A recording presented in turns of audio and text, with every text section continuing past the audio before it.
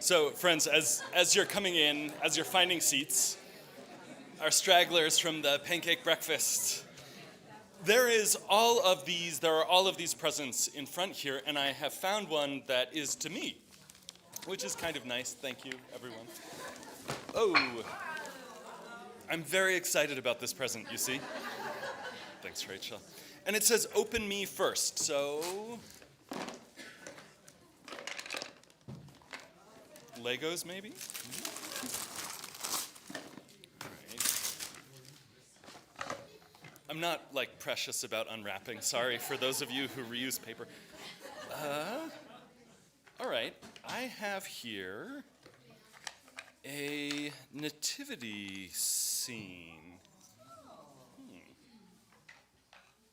I have, in fact, a very boring nativity scene.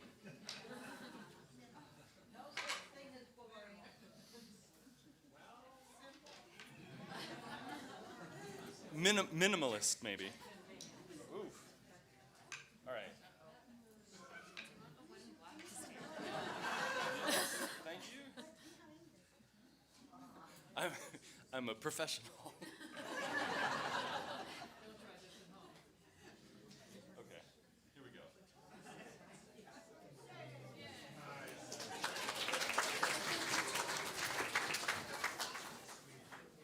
But there is more.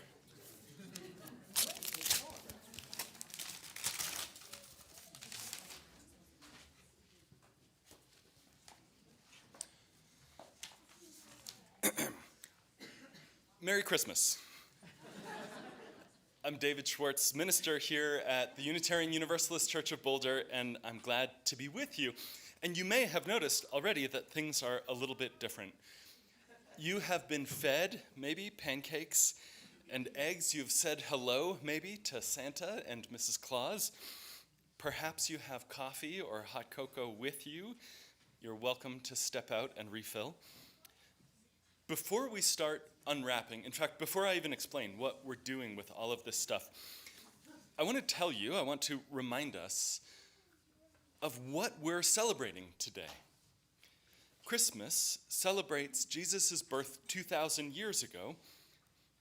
Lots of people think he was God, but Unitarian Universalists remember him as a really important spiritual teacher, someone who showed people how to care and be good to each other.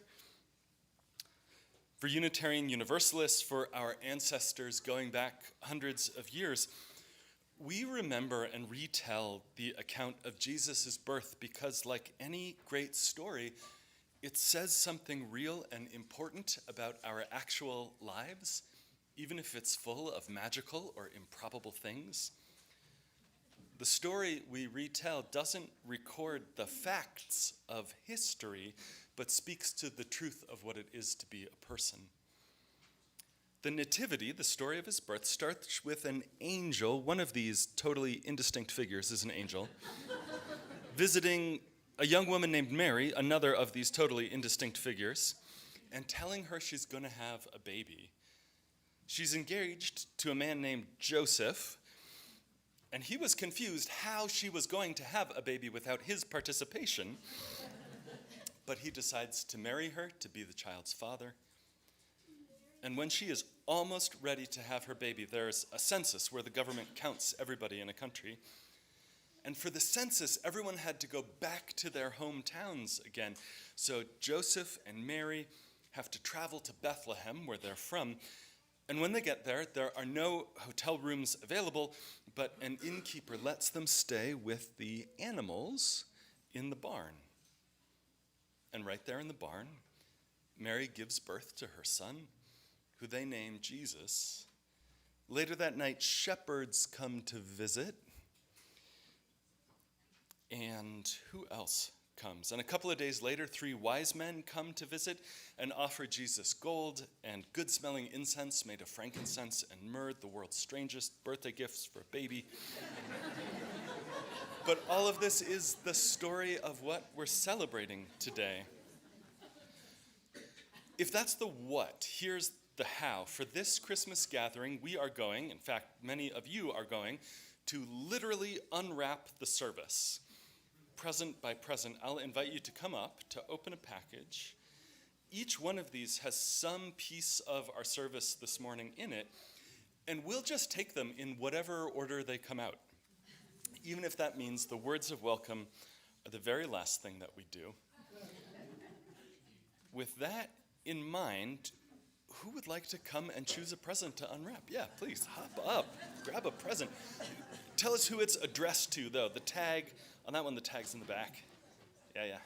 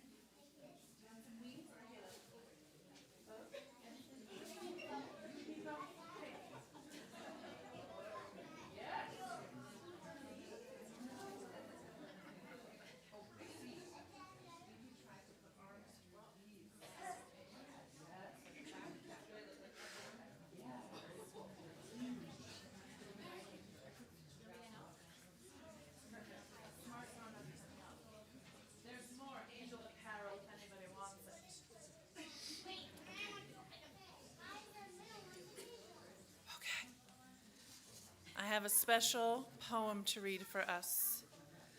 Life is Saved by the Singing of Angels by Howard Thurman. There is more angel apparel down front if you feel that you've missed your calling. There must always remain in every person's life some place for the singing of angels, some place for that which in itself is breathlessly beautiful and, by an inherent prerogative, throws all the rest of life into a new and creative relatedness. Something that gathers up in itself all the freshets of experience from drab and commonplace areas of living, and glows in one bright white light of penetrating beauty and meaning, then passes. The commonplace is shot through with new glory. Old burdens become lighter. Deep and ancient wounds lose much of their old hurting. A crown is placed over our heads that for the rest of our lives we are trying to grow tall enough to wear. Despite all the crassness of life, despite all the hardness of life, despite all the harsh discords of life, life is saved by the singing of angels. Will you rise in body or spirit and sing together Angels We Have Heard on High, which is number 231 in the gray hymnals, which can be found on your pews.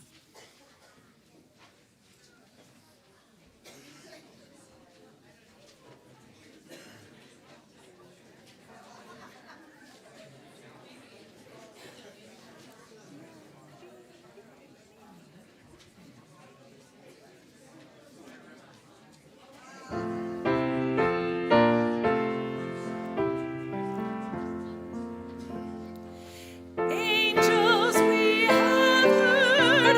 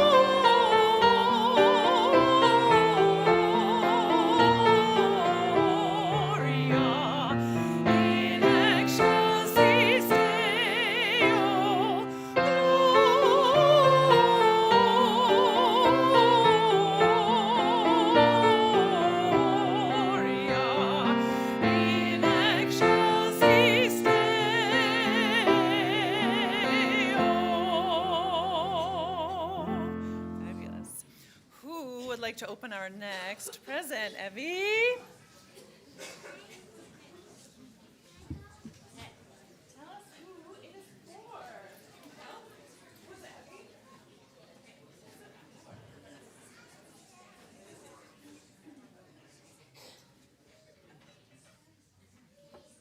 To David and the chancel cast, it says. Right. Who knows? I feel like I'm not sitting down.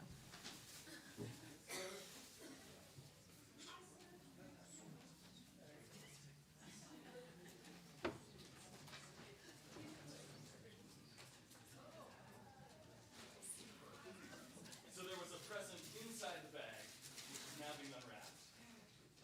And it is.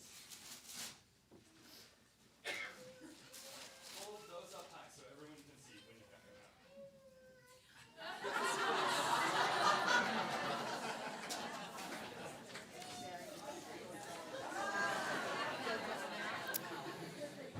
To David, this says, from Santa to David.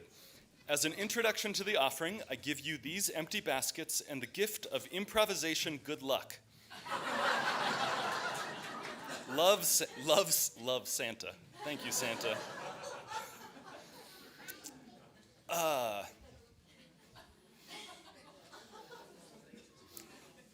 We are entirely self-supported through our own donations. Mostly what that means is the pledges of support that members and friends of the community make annually and the board builds a budget off of, and then start to be fulfilled on our oddly beginning fiscal year on July 1st, not January 1st.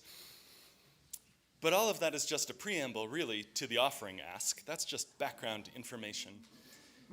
Each week during the year, we split our offering with nonprofits in the area doing work to make this community a better place, a more just place, a more loving place. This month of December, we split it with Climatique, a group of all sorts of different folks working to imagine a future, a climate-resilient future. Imagine a future which is not just about survival, but about flourishing. And I invite you to give generously as our ushers. And before the baskets start, can I invite, if any of our kids want to help pass the baskets with the ushers, you should just hop up and go with them. Fun. Yeah. Go tell them.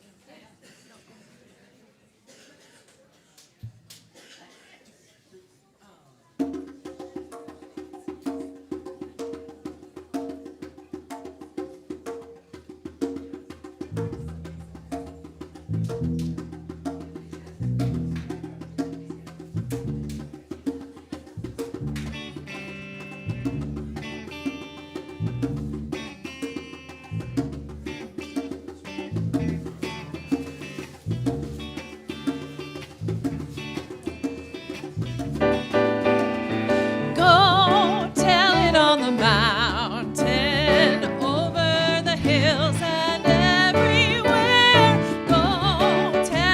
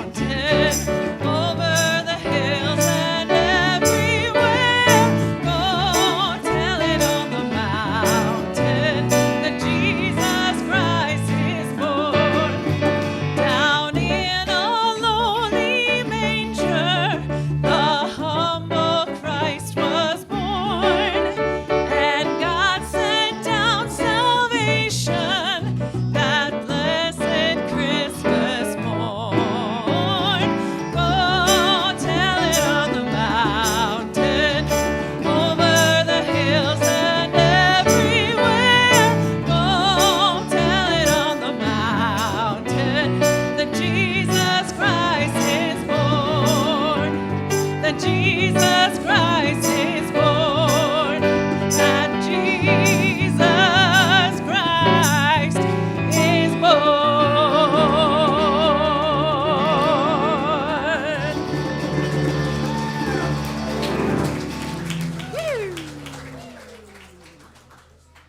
Who would like to open our next present? You got it.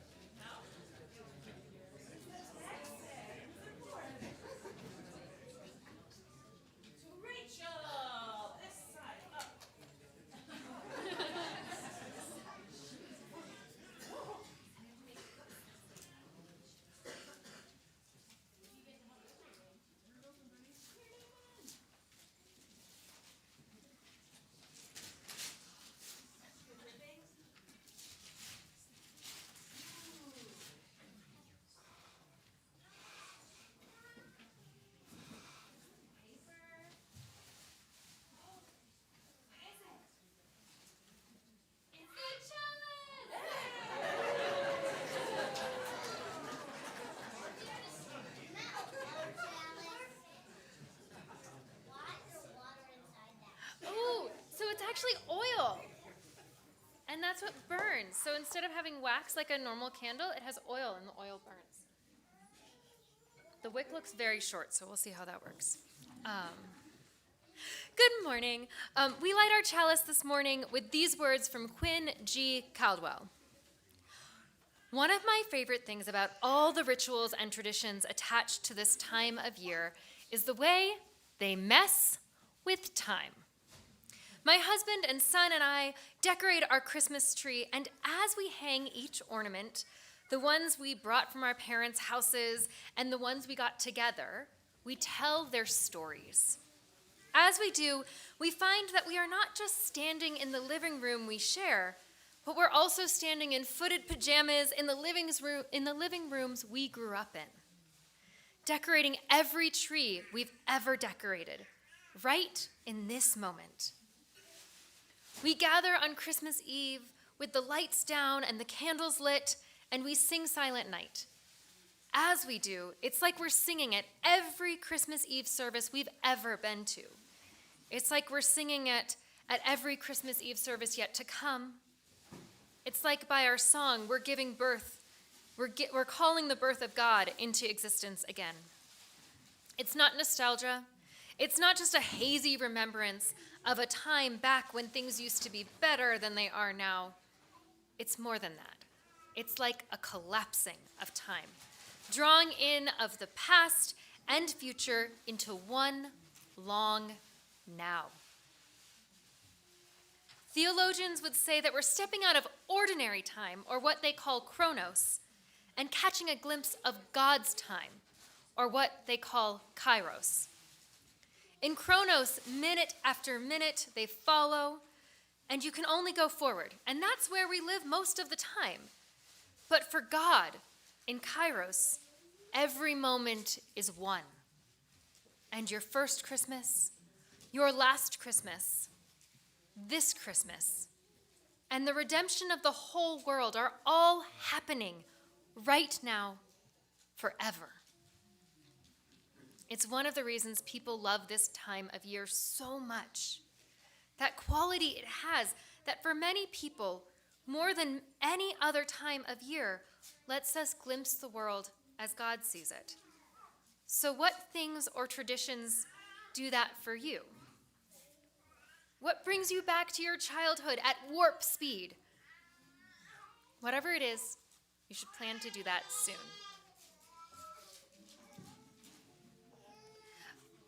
Would anyone like to help me light the chalice? Eleanor, yes. I was like, please, Eleanor, help me with these matches.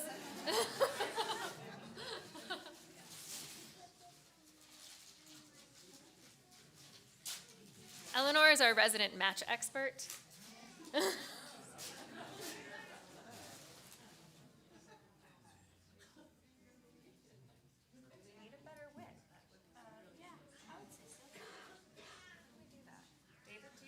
Do that. I just break everything.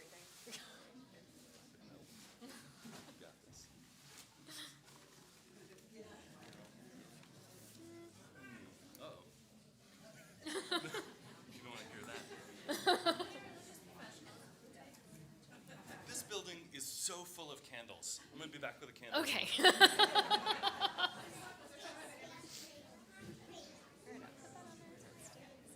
I mean, if the wick fell in, so.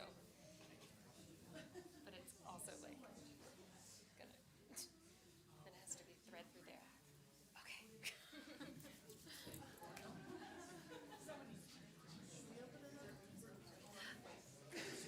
Wait, do we want to do a verse of Go Tell It on the Mountain?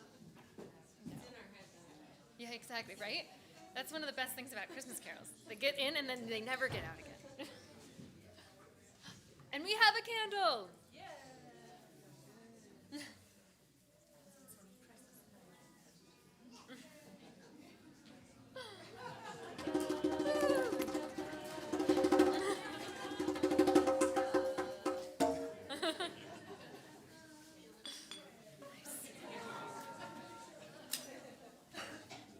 Thank you, Eleanor.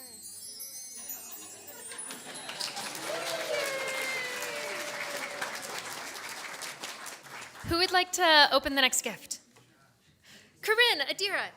Why don't you do it together?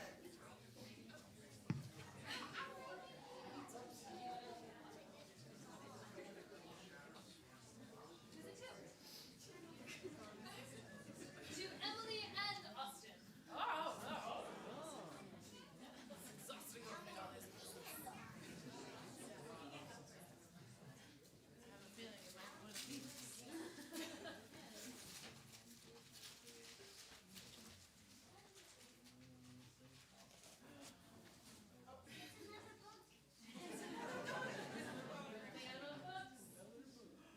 All right. Thank you, my friend. Just another one of these. Man, I already have one of these. Just kidding. Super grateful, of course.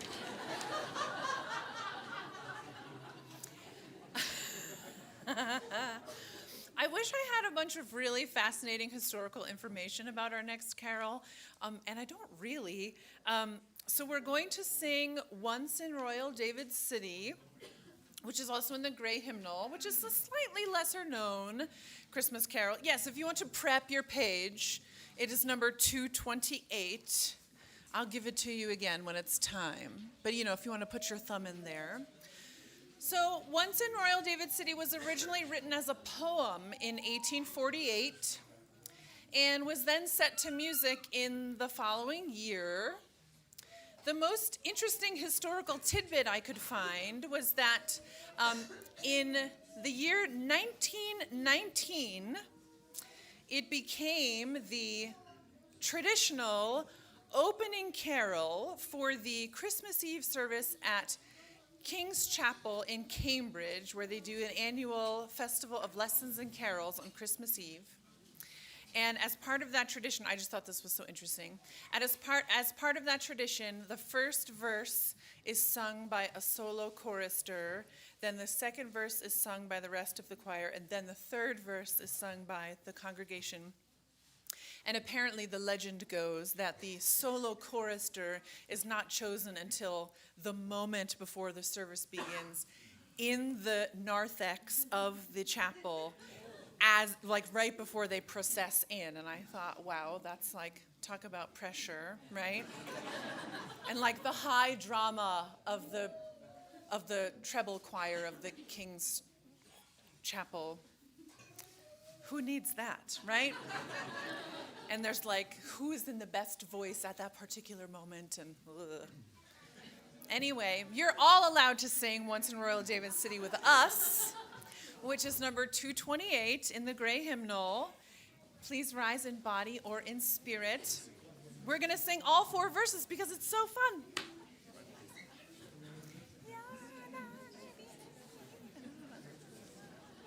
Yay! How'd you do that?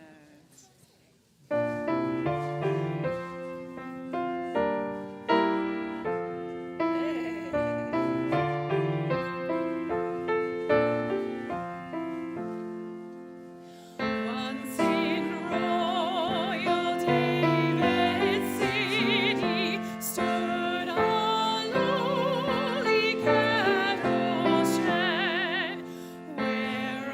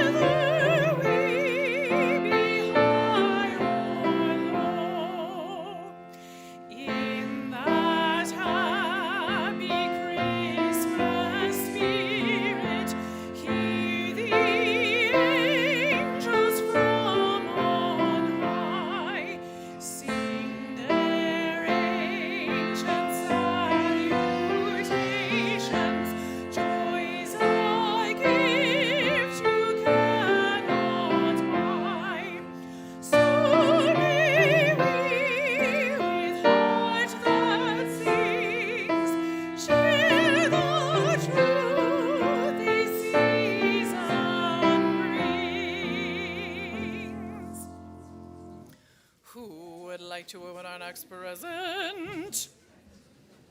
Yes, come on down. You're the next contestant.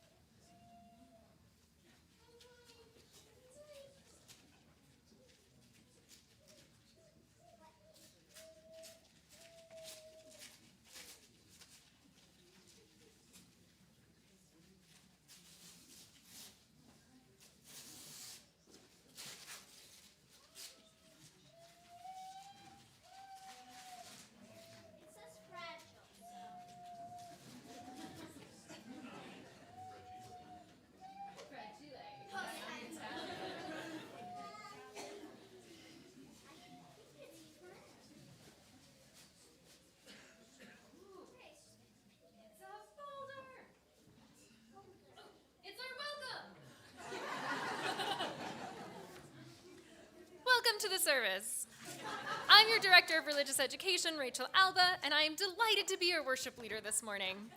One thing I love about this congregation, I love this question. I didn't prep it this morning. Usually I prep it on my ride-in, and today I hoped something would come to me. I love how playful you all are and how willing you are to play along with things, and how beautiful your smiles are when someone's up here and gets to look at all of you. It's such a gift to be at a congregation where it is so clear that each of you just gets to shine your light so brightly in all the things that you do every day. And it's such a gift to be able to see that in all of you. And I hope you all see that in yourselves and each other. You are really incredible people. I want to extend a very warm welcome to everyone who's visiting us for the first time. That applies to you too. We are an intentional community gathered around our shared promise to support each other's individual spiritual journeys. We don't all believe the same things in exactly the same way, but we do share the same values and the same commitment to our spiritual growth. We share the faith that our beliefs become real when we act on them to make the world a better place. And we do that. And we share the commitment to live a life grounded in community. If you're joining us online, please fill out the visitor form in the link below in the description, and we'd love to connect to you. Who wants to open the next gift? Ooh, Bridger. Do you want to do that? Tegan, do you want to help him? You want this one?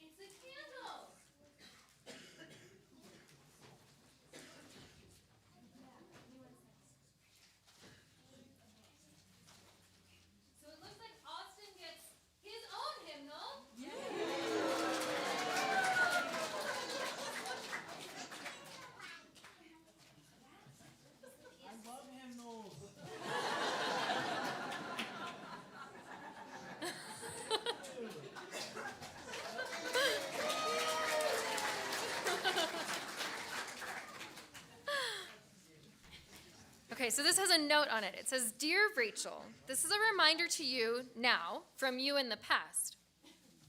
There are a few things for you to do in this moment, and if you're with others, invite them to join in. First, take a slow breath. Then a deep sigh. We're going to lift up some joys and sorrows.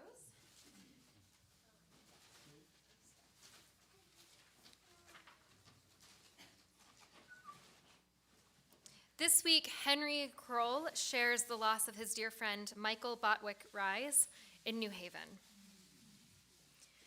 Bill, Sarah, and Ren Jones are mourning the loss of their 16-year-old Italian Greyhound Mario, who died yesterday, as well as Bill Jones's uncle Larry, who died this morning. Barb Richards wants you to know that lumbar arthritis is really, really frustrating, and it's being tended to. With grief, we remember Vince Orlando, who died on Friday. We lift up his wife, Catherine, and son, Charles, in the love of this community. And at the same time, this week, Steve and Heidi Todd welcomed with deep joy their very first great-grandchild, Oliver Rhodes Earhart. First a slow breath, then a sigh. Now there's space to remember something that maybe you forgot. None of us are alone. We are a community of sorrow and hope, united by the values we share and connected by the concerns we carry. Your work is to let your heart break open without shattering. And here's the central thing. The thing that we practice remembering each week in services so that we can bring it with us into the world. It is a word of hope. Not that everything will be okay no matter what, but a deeper, realer, more solid, that you are a part of a community of love and resistance, which will not shut you out or give up on you, which offers practices to heal that aching heart so that we don't walk alone, a thread to follow through the labyrinth of the world. And that's why there's a candle for you. And for Austin. Austin, you have one too. And if there are others with you, there's enough for them as well. All of you get a candle. After you're finished reading this letter, hand out these candles while we sing together. Oh, we're not singing. We're actually just going to enjoy Austin using his new book. Here's a gift of a candle so that in a dark season, this is a light to remember and words that we can come back to often. It says, "Take courage, friends. The way is often hard. The path is never clear, and the stakes are very high. Take courage, for deep down there is another truth. You are not alone." Kids, would you like to help me distribute all these candles? Yes? Awesome, because there's a lot of them and there's a lot of you.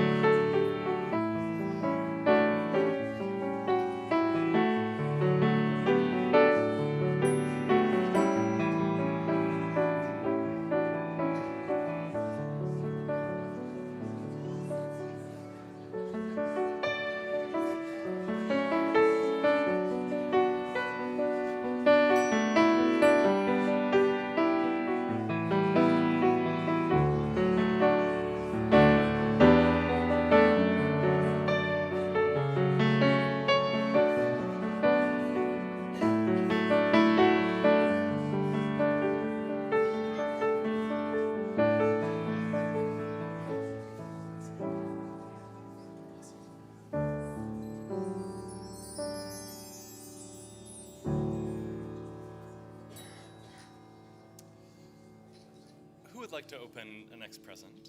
Who hasn't opened one yet? Yeah, come.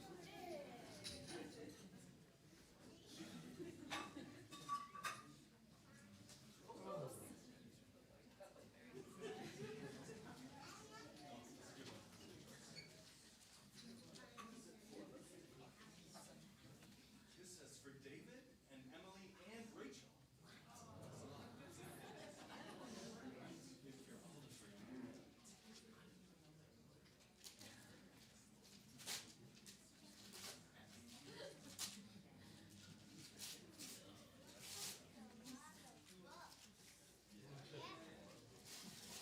It's a lot of them.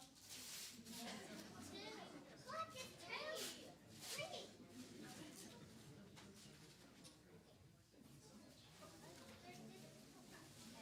These are for us.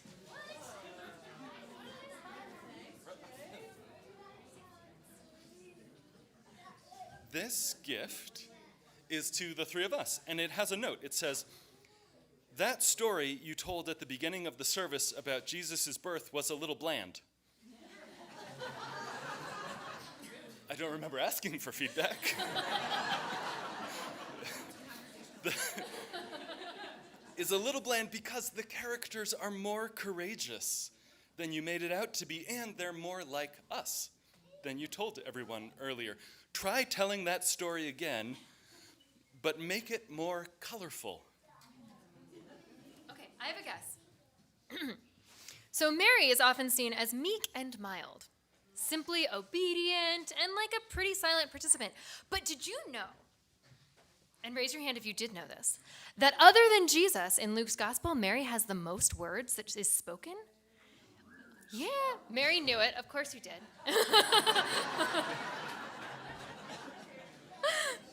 So she starts by saying, "My soul magnifies the Lord," which most of us in this room would not use that language.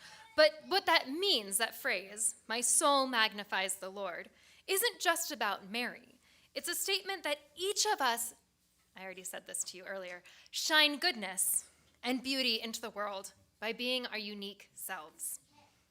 So I want you to take a moment and think about one way that you shine goodness and beauty into the world. Xavier knows exactly how she does that. But how do you do that?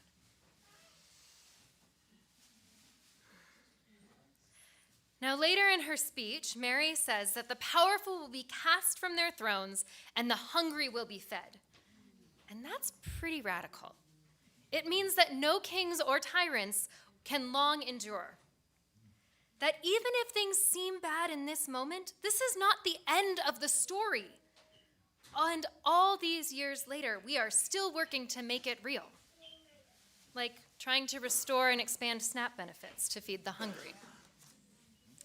When she begins by describing this world that we're hoping for and creating a community of justice and equality, she actually sets the tone for the entire rest of the story of Jesus' birth. Emily, do you have anything to add? Indeed, I do. Thanks for asking, Rachel.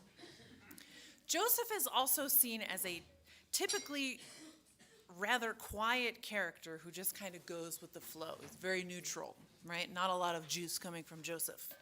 But here's his actual story. Mary would most likely have been pushed out of society completely for being pregnant before being married. You know, think of those of you who were alive in the 1960s and earlier and what you would have experienced at that time, and then think, 2,000 years before that. But when Joseph finds out that Mary is pregnant, he decides to divorce her in a quiet way to protect her from as much criticism as possible. It's an unexpectedly kind and loving thing to do. However, before that can happen, Joseph has a dream where he is told by an angel, or maybe his own deeper conscience, that he should stay with Mary and be the child's father. And so he goes completely against society's expectations and does something even more just and more loving. We all have these opportunities to listen to the voices inside of us that know what's right, even when it's not what our community expects. Can you think of a time when you did something that was right, even though it was even kinder than what was expected?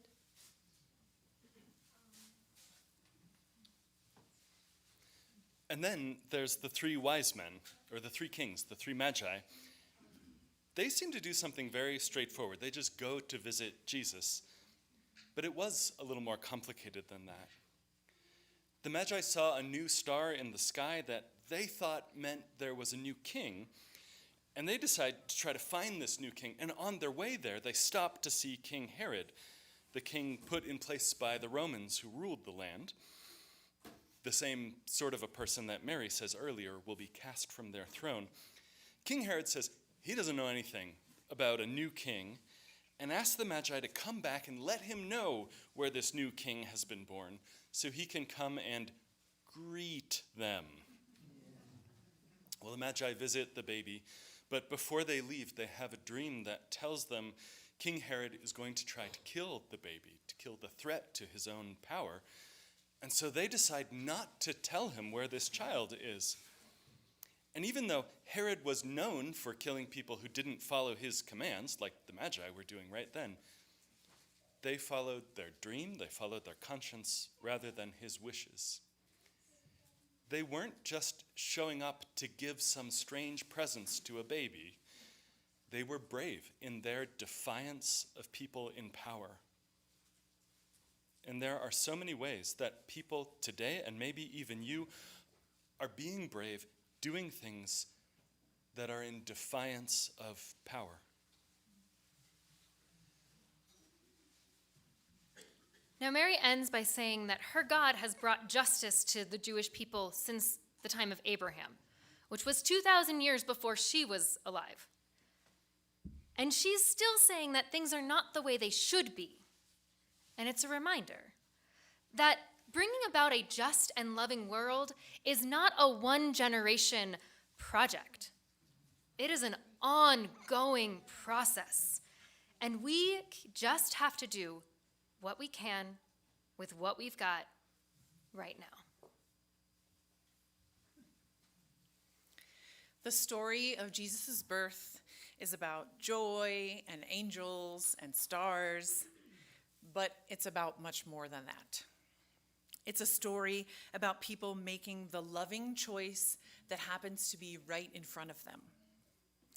We don't have to wait until there's a comprehensive plan to change the whole world. Like Mary, like Joseph, and the Magi, we can start right here and right now to do what we can with what we have at this moment, knowing that our part is just one piece of the puzzle. Would anyone like to open a present? Have you already opened a present? Josie, you want to open a present? Yeah.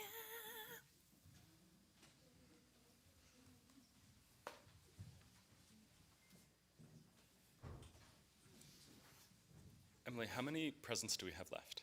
We have two. Two more presents.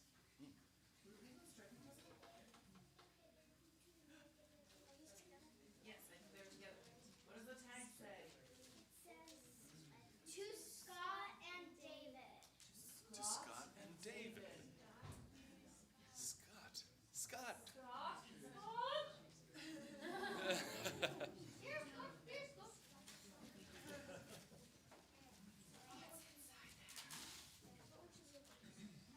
The big one. I don't know. I think the other one.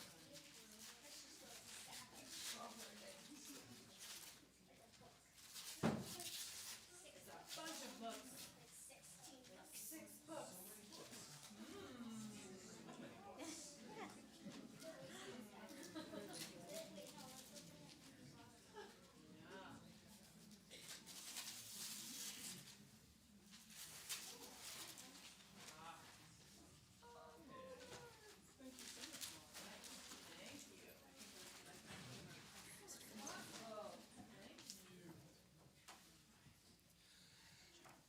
Several times each year, we have the joy of welcoming new members into this community.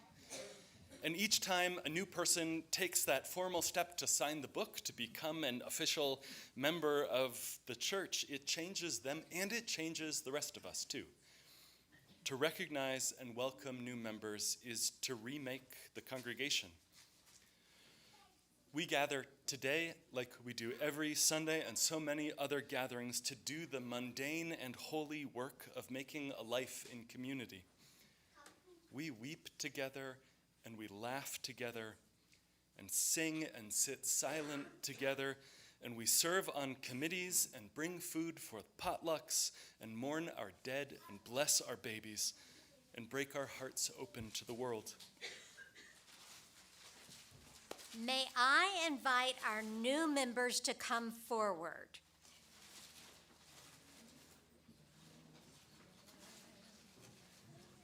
You may have signed the book in the past few months or in the past few years, but if you've never participated in this new member ceremony, you are welcome to join us.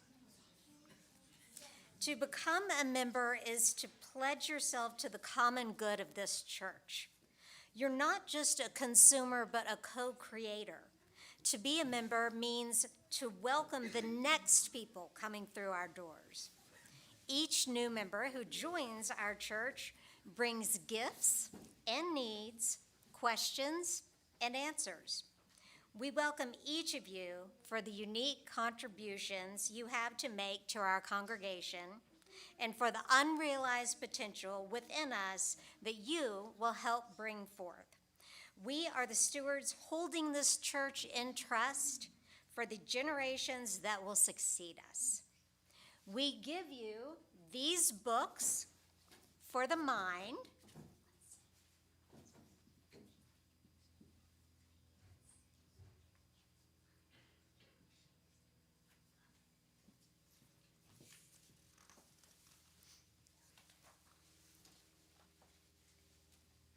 We give you the care and community of all those here, room for the heart and soul to grow. And we give you these roses brought forth from the earth as a token of your lifelong spiritual unfolding. May this be a house that holds the fullness of your life, body and mind, and heart and soul. Congregation, you know well that belonging is not something that just comes from the front of the room. It's something that can only come from all of you to each other. In that spirit, will you welcome our new members with joy and affirm them and pledge to support them? Will you work to know them and allow yourselves to be known by them? And will you commit to being one people, unique and united? If so, please give an enthusiastic "we will." We will. New members, will you accept the gifts and responsibilities of membership and the covenant of love, respect, and service? Will you pledge to support our congregation and the association of which it is a part as we are able, with our hearts and hands, our talents and treasure? If so, please give an enthusiastic "we will." We will. Welcome.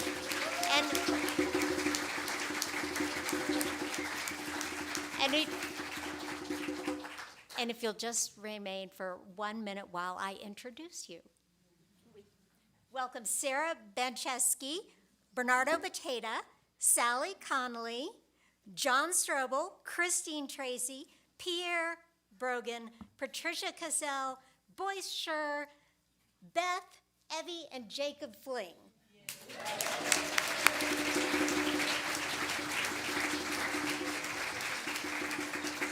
And now you may be seated.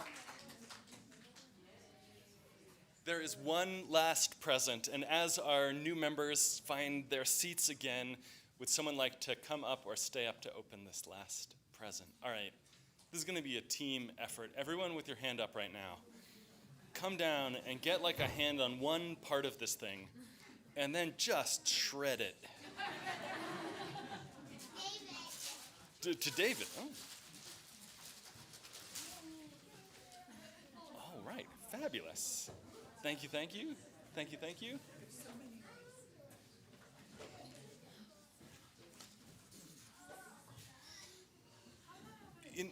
In all of the times that we've done this service, the closing words have never come at the very end. I'm slightly confused by this. I have, in our closing words, a few invitations to share. First, just after the service today, in the Sky Room, Ingrid, who was our sanctuary guest here with her family for many years, several years, is here selling all sorts of gifts. So if you need some last-minute Christmas shopping, if you don't need some last-minute Christmas shopping, you should still buy stuff from her. So that's in the Sky Room after the service. This afternoon at 5 o'clock, we're going to gather back here again for our solstice ritual. Exactly. We will check carefully the Boulder County fire safety rules today. I think they are very different than what it was a couple of days ago. But we'll gather outside around either a live or electric bonfire for a solstice ritual and then come back in for soup, for bread, for dinner together. You're all warmly welcome. On Christmas Eve, there's a 4:30 all ages service and a 7 o'clock service as well. At 11 o'clock, this is like a very busy week. At 11 a.m. on Christmas Day, we'll have a fabulous brunch feast, potluck Christmas dinner brunch right here at 11 a.m. Bring food to share with others. If your time and schedule and body allows you, come early at like 10:30 or so and help set up or stay late and clean up after. But again, all are welcome. Finally, to everyone who put the pancake breakfast together this morning, who flipped pancakes, cooked eggs. Yes.